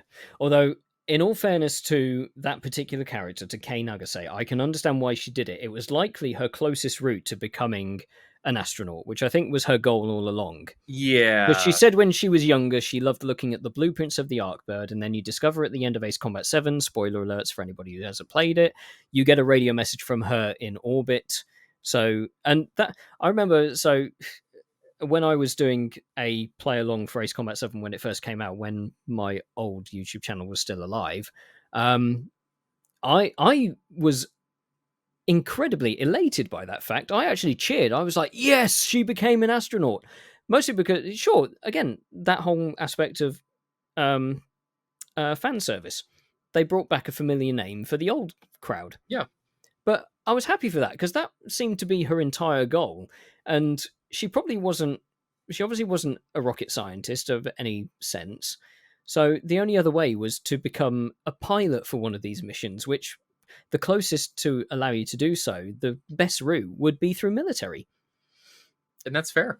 Yeah. That's a good perspective on it that I haven't really thought about. I mean, I was always, more interested in Reiko Nagase from Ridge Racer's sister, who is in Ace Combat 2 and 3 and 4, as Hmm. the really awesome based mercenary Nagase who is in it for the money and ends up being an airline pilot. But Yeah. that's I don't know why they made another Nagase for 5. They could have easily just Hmm. named her something different, but that's Project Aces just liking Ace Yeah. Combat 2 again.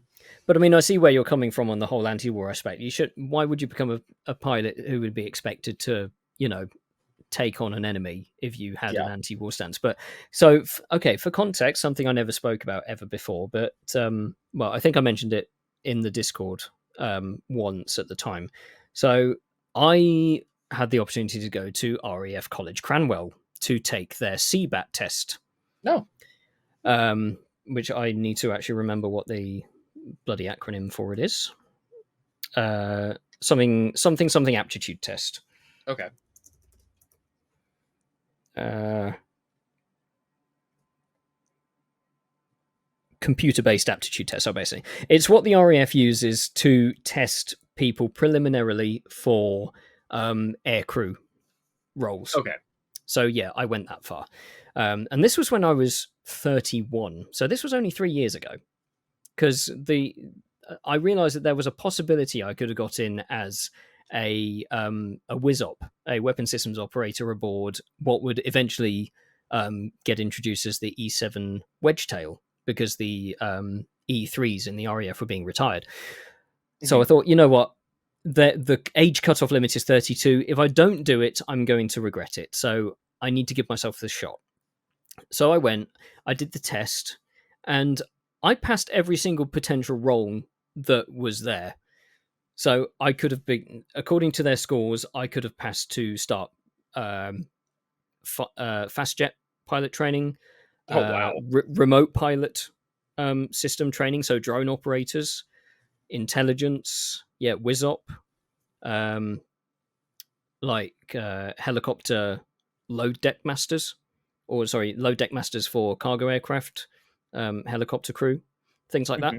But what followed all that was a interview at my local AFCO, the Armed Forces Careers Office, and so I spoke to the CEO of the RAF section of the AFCO. He was a squadron leader, I believe, and you had to go through a few questions. Like, he'd ask you questions to basically discern your personality. One of the questions was related to um, if you're given an order to hold a station with a rifle, and you are told and you are expected to engage the enemy, and you end up in that situation. Um, what would, or in as such a term, I think they were basically asking what would you do um, in these situations, and it's part of the job. I said to him, I said, I'd take up the arm and fight, because it's what's expected. And I was, and yeah, when I heard you talking about Nagase in your sort of towards the end of your Assault Horizon review, I realised, yeah, I see the not quite hypocrisy, but the situation she puts herself in that how you can't really maintain an anti-war stance and then be put in a situation where you're asked to take up a weapon and kill somebody. But she does it anyway. In all fairness, in Ace Combat 5, she ends up in a situation where she holds a soldier at gunpoint. Yeah, she does that. That is a good point. Yeah. But well, I suppose that's one little insight as to what happened after what I'll call the end.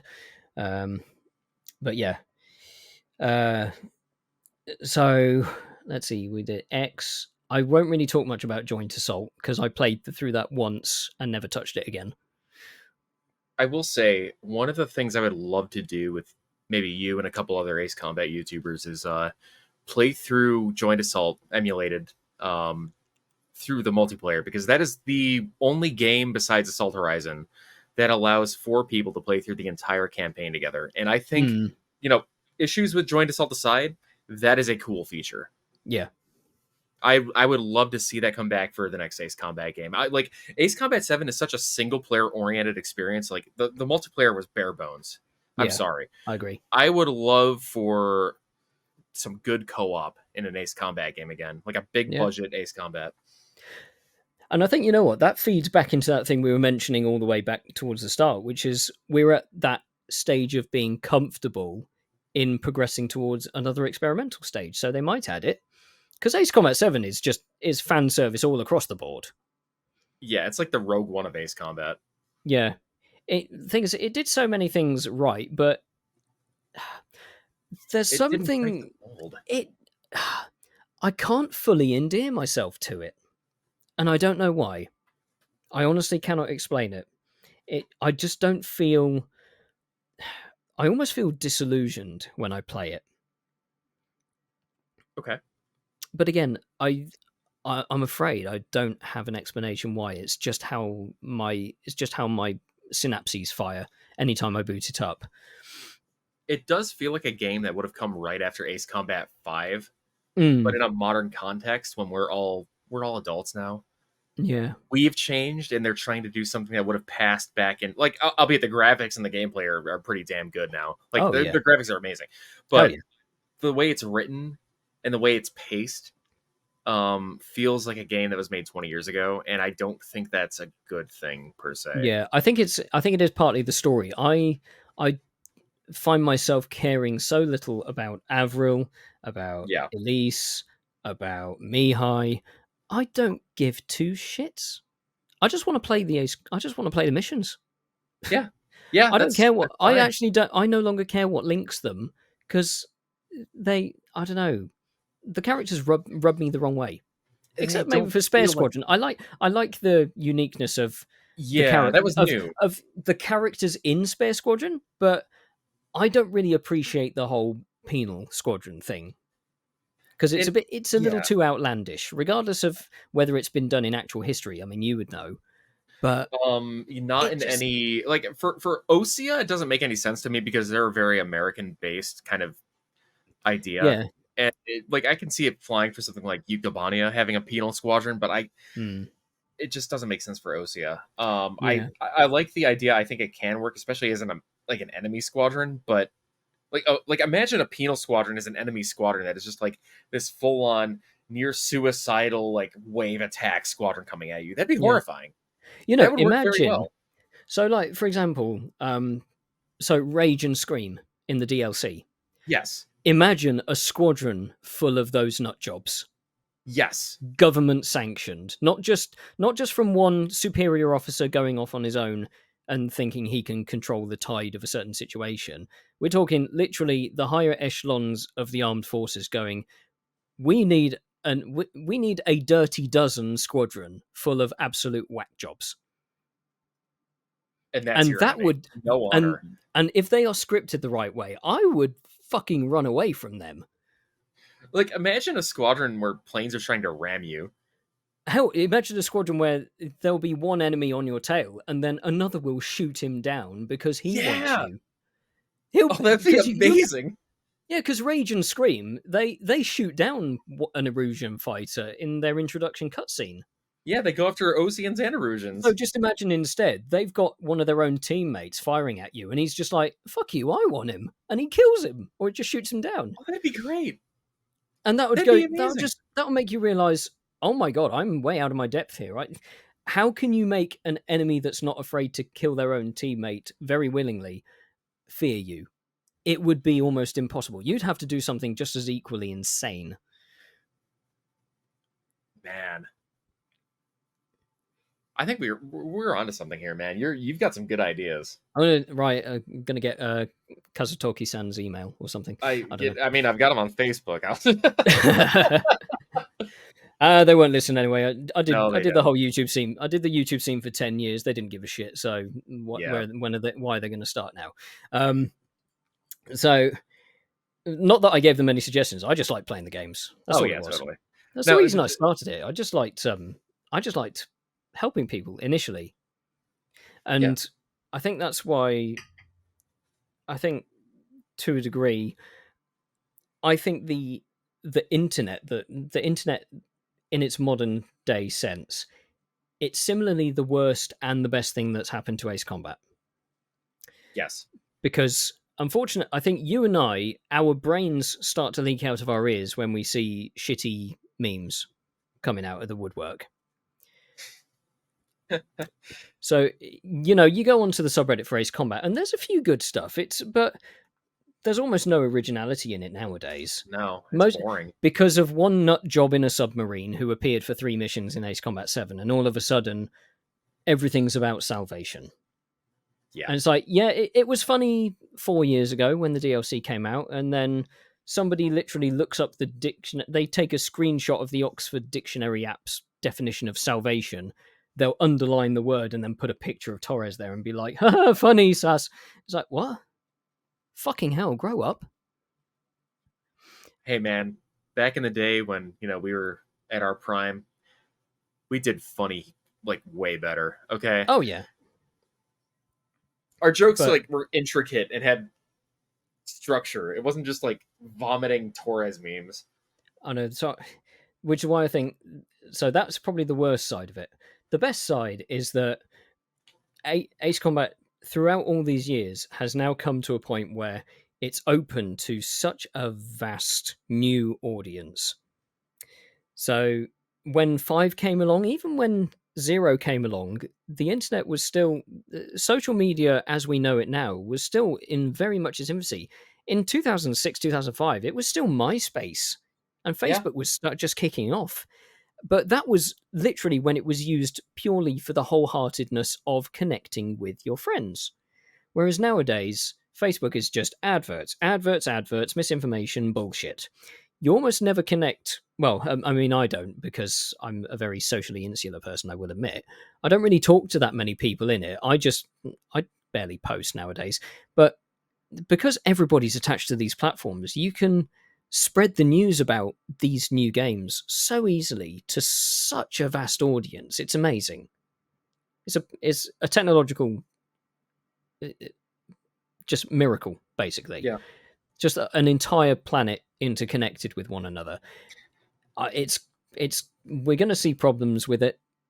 I mean, we already are seeing problems with it with the whole misinformation aspect, but that's part of why Ace Combat Fan and I did this collaboration with this Ace Combat 101, because this was finally a time when, because even when Ace Combat 6 was coming around, all we had was YouTube and Facebook, but a Mm-hmm. lot of news, like game reviews sites, your GameSpots and IGNs, they just had their websites. They didn't have as much of a standing in social media circles to post their articles and the like. Yeah. But now, because everybody has a means to record something, to have an opinion on something, to soapbox, it can get out to so many people. And that's what's helped Ace Combat 7 proliferate so well after Assault Horizon and what happened to that. Yeah. And it's only going to go up from here. Is what I hope. I don't like making any definitive predictions on how things will go in the future, because it could be a shit product for all I know. Yeah. You never know. Um, and so yeah, the idea was we had a feeling that with the modern information age as it was, we might as well do stuff to help newer players get in and not immediately get frustrated. Because I think you and I can say from experience that games like Call of Duty and first-person shooters are easy because you're already on the floor. All you have to do is move backwards, forwards, side to side, and aim in a three-dimensional hemisphere, in matter of Yeah. fact. Yeah. Whereas in Ace Combats, you've got you have all 360 degrees in every axis to worry about. And a lot of people picking these games up for the first time, even starting at 7 and backtracking, they're suddenly not used to being upside down if they play in that control scheme. And one of my, I will admit, one of my favorite pastimes nowadays is following, not so much following, but I'll occasionally go through like Twitch and YouTube, and I'll just see if there's anybody picking up these games for the first time. Not so much to comment, but just watch and see how they're doing. And usually they will get frustrated with the first mission or second mission because they'll be going slow. They'll try and be methodical with how they're controlling the aircraft, but there is still a timer running down for a lot of these. That's why, admittedly, I laugh when I see so many posts and complaints about Long Day. It's the first mission in Ace Combat 7 where the player is given full autonomy. They just say, here's a target rich environment, go. We don't care how, just do it. Which is And very old Ace Combat too. oh, yes, and everybody that I see loses their shit. Not in a good way, because the timer runs out and they realize I've just wasted 15 minutes of my life on this mission. You get some people who play this 3, 4, 5 times and they still don't complete it. And I don't mean to demean anything that they do. I feel just a little bit sorry for them because they just need to understand that they don't need to think so much. It's kind of a funny thing to say with a game where you suddenly have a lot more control over what your aircraft is doing, and there's a lot of nuances involved. But don't think. If you see something in front of you, blow it up. And the more you do that across the entire duration of that mission, the points will add up. The points will accumulate themselves. Don't worry about only taking out aircraft. Aircraft in annihilation missions, as Ace Combat 7 called them, which I think is a perfect and the correct term to use for them, even historically in like 4 and 5, for example. The whole point of them is just to destroy absolutely fucking everything. Yep. And the aircraft are the worst things because they take the most time to kill. If you're still not used to how they act, or you're not used to how your plane acts, which is why ground targets are so much better. You can kill in 3 seconds a number of ground targets that give out points equal to 1.5 to 2 aircraft. Aircraft do cost more points, or they give you more points when you blow them up, like 350 compared to 50. But if you get a whole row of control tower, AA gun, tent, hangar, whatever, if you have the right special weapon and you drop like 4 bombs on a long line of ground targets, you've just destroyed 3 aircrafts worth of points in what, a quarter of the time it would take you to destroy those 3 aircraft? Yeah. And some people don't quite realize that. Now, okay, I went on a bit of a diatribe there, but No, that's fine. That's fine. that's the one thing that I wish people would understand. But granted, that's coming from somebody who's played Ace Combat games for like 25, 26, 27 years. So obviously there has to be a bit of a pinch of salt there. There's no point getting frustrated watching these people play these games for the first time because we were there. We were in that situation, but ages ago when it was easier. I guess that kind of brings me to my final big question for you. Mm-hmm. Ace Combat fans off actually being an airline pilot. A lot of other YouTubers have closed down their channels. I mean, you've been shuttered for a few years. Do you think you'd ever come back? Ooh. I don't know if the interest is there, but I do acknowledge that. So I've never really spoken about it. The thing is, there was no one reason why I stopped it, and unfortunately, when I look back on it, there was. I left this little parting message, and oh my god, it's so cringeworthy. So if there's anybody who was around at the time and they know what I did, then I apologize. But let's just say I wasn't exactly in the best place at the time.